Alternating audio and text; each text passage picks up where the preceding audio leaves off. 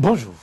Abraham Zinzinohwe, précédemment président de la CJUEMOA, la Cour de justice de l'Union économique et monétaire ouest-africaine, député, ministre de la Justice, président de la Cour suprême de 1995 à 2000 au Bénin. C'est lui notre invité du jour. Avec l'acteur politique et homme de droit, nous aborderons la problématique de projets de société perçus comme un cahier de charge de tout candidat en course pour la magistrature suprême et quelques idées fortes autour desquelles peuvent bien s'animer les débats en vue des prochaines joutes électorales, la présidentielle de 2016 en l'occurrence. Monsieur Abraham Zinzinohwe, bonjour. Bonjour, cher ami. Et merci de répondre à notre invitation. C'est moi qui vous remercie. Alors, après 25 ans d'expérience démocratique, vous êtes de ceux qui pensent qu'il faut rompre les amarres, fini avec les choix basés sur la région de provenance, l'appartenance religieuse et autres. Un projet de société pour un pays comme le Bénin, en vue des prochaines joutes électorales, cela s'impose-t-il vraiment? Oui, cher ami, cela s'impose. On ne peut pas aller à des élections sans avoir une vision, sans savoir les mesures qu'on prendrait une fois qu'on est au pouvoir. Moi, je plaide depuis un certain temps pour qu'il y ait un débat d'idées, qu'on mette les idées sur la table, qu'on puisse en débattre. Vous savez que du choc des idées, n'est-ce pas, jaillit la lumière. Parce que, vous voyez, quand on ne fait pas de débat d'idées, les enjeux ne sont pas perçus. Prenez l'exemple des dernières élections. Quand nous sommes allés aux législatives, il y avait un thème de campagne. C'était la révision opportuniste ou non de la Constitution. Autour de ça, la campagne s'est structurée. Ceux qui étaient pour la révision opportuniste, ceux qui n'étaient pas, toute la campagne s'est faite autour de cette thématique et ça a suivi les élus jusqu'à l'Assemblée et ça a donné ce que ça doit donner et vous avez le bureau actuel. Quant aux élections locales, quand il n'y a pas eu un thème majeur, à part le développement, vous avez vu que ça a cafouillé un peu et à la fin, tout le monde s'est retrouvé les uns avec les autres. Ce n'était plus nécessairement sur des projets en tant que tels. C'est pour vous dire que le débat d'idées est nécessaire. Qu'on ne fasse plus les campagnes comme par le passé. Sur la carrière de candidat, vous avez des gens qui ont des idées qui se complètent, ce que moi j'appellerais l'attelage du premier tour. Que ces gens-là, que ces personnalités, que ces formations-là se retrouvent dans un creuset, dans un comité de convergence d'idées et qui voient entre eux celui ou quelques-uns qui puissent porter ces idées. Et si d'aventure, au premier tour, quelqu'un sortait du lot, il se considérait comme un chef d'équipe, un chef d'orchestre, sachant que tous les autres sont avec lui. Si d'aventure, personne ne sortait du premier tour et que quelqu'un sortait au second tour, mais tous ceux-là se sentiraient concernés et iront droit vers celui-là. On n'ira pas faire le marchandage du second tour comme on a l'habitude de faire. Ah, il a 20%, moi j'ai 10%, on commence à faire les calculs arithmétiques, les comptes d'apothicaire, à vendre, à marchander, vous me donnez si je... C'est pas bon, il faut qu'on en finisse. Il faut qu'on en finisse. Dans cette logique-là, quels sont les chantiers, à votre avis, qui s'imposent et sur lesquels les présidentiables doivent pouvoir se prononcer en urgence? Les chantiers sont nombreux, mais quand on veut bâtir une maison, ou quand une maison tremble, qu'est-ce qu'il faut? Il faut voir la fondation. Vous parlez de la Constitution? Je parle de tout le cadre juridique. Eh bien, la Constitution et les lois et règlements. Et avant les élections, il faut déjà en parler. Il faut en parler. Il faut en parler. Si on n'en parle pas, et quelqu'un était élu, on ne saura pas sur quoi il est élu, ou bien s'il écrit dans son projet de société, quand je serai élu, on va relire la Constitution. On va lire quoi dans la Constitution? S'il ne le dit pas, si on ne le vote pas sur ce qu'il aurait dit, mais il va vous dire, allez voir ma Constitution, mon projet de société. J'ai dit que je relirai la Constitution. Mais voilà que ce qu'il veut lire dans la Constitution, tout le monde n'est pas d'accord pour ça. C'est pour ça que les idées, il faut les mettre sur la table. Et on doit s'attaquer à quoi, par exemple? Mais, par exemple, le chantier est énorme. Quelques chantiers. C'est par exemple la Cour des comptes. On parle des cours des comptes. Tout le monde est d'accord pour les comptes, Cour des comptes. Mais on ne serait pas d'accord pour une Cour des comptes dont le président serait nommé par le chef de l'exécutif, par exemple. Donc, il ne suffit pas de dire la Cour des comptes. Qu'est-ce que vous faites dans la Cour des comptes? Il ne suffit pas de dire ceci. Qu'est-ce qu'on fait? On a parlé de la constitutionnalisation, par exemple, de la Sénat. Vous voyez ce qui se passe? On n'a pas fait un an. Et voyez ce qui se passe au niveau déjà de cette Sénat. Je prends l'exemple du mandat unique. Bon, j'ai vu les critiques. Ah, quelqu'un il fait un mandat unique, il peut s'en aller, faire n'importe quoi, parti. Mais il peut avoir une modalité de ce mandat unique. Au lieu de modalité? Oui, des modalités. Par exemple, je dis un mandat de 5 ans non renouvelable de suite. Ça veut dire quoi? La personne fait 5 ans, elle s'en va. Elle s'en va, mais elle peut revenir. Si elle a l'âge, si les conditions lui permettent. Ça peut être un élément de motivation. Vous voyez, un mandat non renouvelable de suite. Ça veut dire qu'il peut revenir. C'est une modalité du mandat unique, sans être véritablement un mandat unique. Moi, je vais aller plus loin.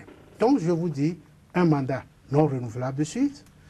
On peut dire, et ça, il y a une idée derrière. C'est pour nous donner l'habitude de l'alternance, pour que les gens ne s'éternisent pas au pouvoir. On peut aller plus loin. On peut dire, un mandat non renouvelable de suite. On peut dire un seul parti. Pour l'élu local ou national, le député, durant ce mandat unique, il ne peut pas changer de banc. Il ne peut pas changer de parti sans remettre en jeu son mandat. Et ça, c'est pourquoi? Pour éviter le nomadisme politique, la transhumance politique. On peut aller plus loin. Ça dépend de l'objectif qu'on veut. Un mandat non renouvelable de suite, un seul parti, on peut dire un seul tour de scrutin à la présidentielle. Ça veut dire quoi? Si vous êtes 30-40 et qu'on dit un seul tour de scrutin, celui qui aura 30% sera votre président. Ça se passe dans les États anglo-saxons. On peut l'introduire. Ce que j'appelle un trépied, vous voyez, et 3 fois 1, un triptyque institutionnel. Un mandat non renouvelable de suite, un seul parti durant ce mandat, un seul tour de scrutin. Parce qu'on a des objectifs précis. Ces débats-là, il faut le faire maintenant. Il faut mettre sur la table. Outre le mandat, on pourrait... Et il y a d'autres aspects. Par exemple, prenons le système électoral, notre système électoral. Vous n'en êtes pas suffisamment fier? Non, il y a des efforts qui ont été faits, mais il faut en faire plus. Prenons la liste électorale, qui est un élément clé de toute élection. Nous avons un LEPI. Elle pêche encore par deux côtés. Il faut un état civil pour cette liste électorale. Sans état civil, ça fait une porte, une fenêtre de fraude. En dehors de ça, ça c'est en aval, et en amont et en aval. En dehors de l'état civil, il ne suffit pas d'avoir une carte biométrique. Ah bon? Mais le jour où vous allez, comment on peut savoir si vous êtes détenteur, si c'est vous, à part la photo? Ça c'est vrai. Alors que dans les pays où il y a ce système-là, il y a ce qu'on appelle les capteurs digitales. Hein, ça permet de voir que celui qui détient cette carte en est l'auteur. Voilà. Vous savez, la centralisation des résultats. Ce n'est pas bon, vous le dites? Non, c'est la centralisation de la fraude. Ce n'est pas vrai.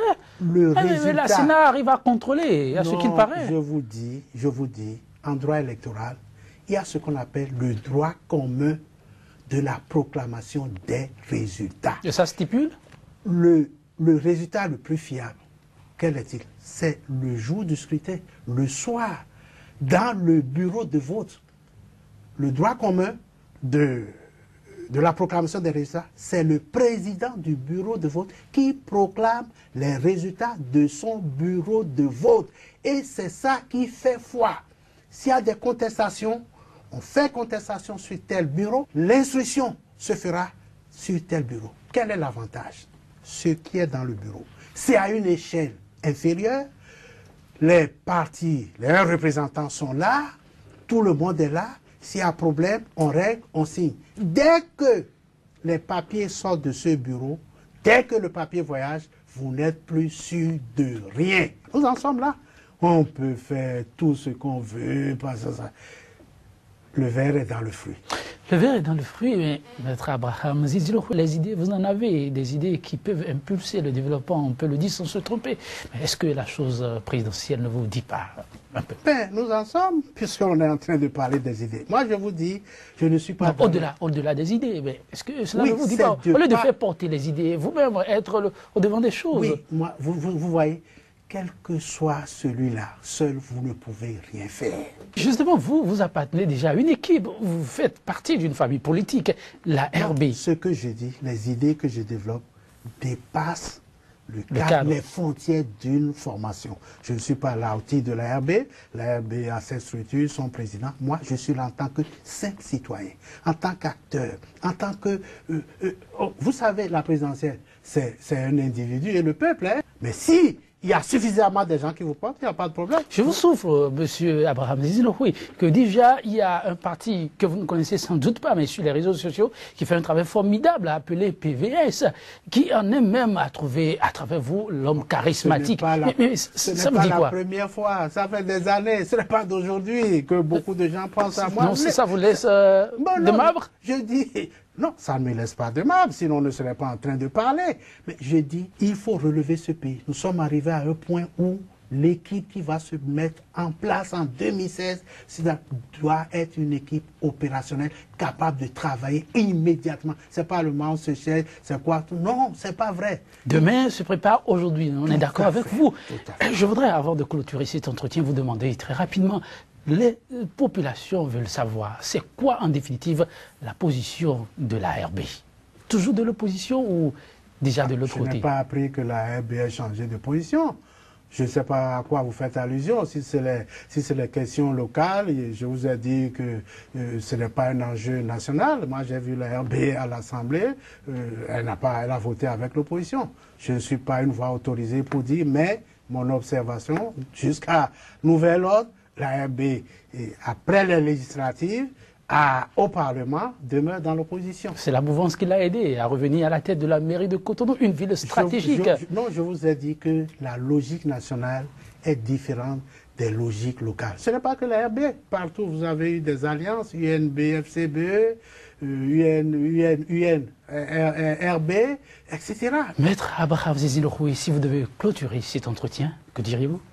Eh bien, je dirais qu'il nous faut un nouveau consensus. Le consensus de 90, c'est un consensus mou. Il nous faut un consensus plus fort, plus fiable, un consensus où les gens voient notre pays, pas des messies pour nous sauver, mais des équipes de travail qui ont quelque chose à donner à ce peuple. Je voudrais dire à la jeunesse de mon pays, et je paraphraserai le pape François pour dire que notre jeunesse et toutes les jeunesses ont des défis à surmonter. Les nouvelles formes de colonisation, ça veut dire quoi? Ça veut dire le succès rapide, la richesse facile, le pouvoir à tout prix. Les jeunesses doivent surmonter ces nouvelles formes de colonisation. Abraham Zizinoui, merci. C'est moi qui vous remercie. Mesdames, Messieurs, vous l'avez compris, vraiment, merci infiniment pour votre attention.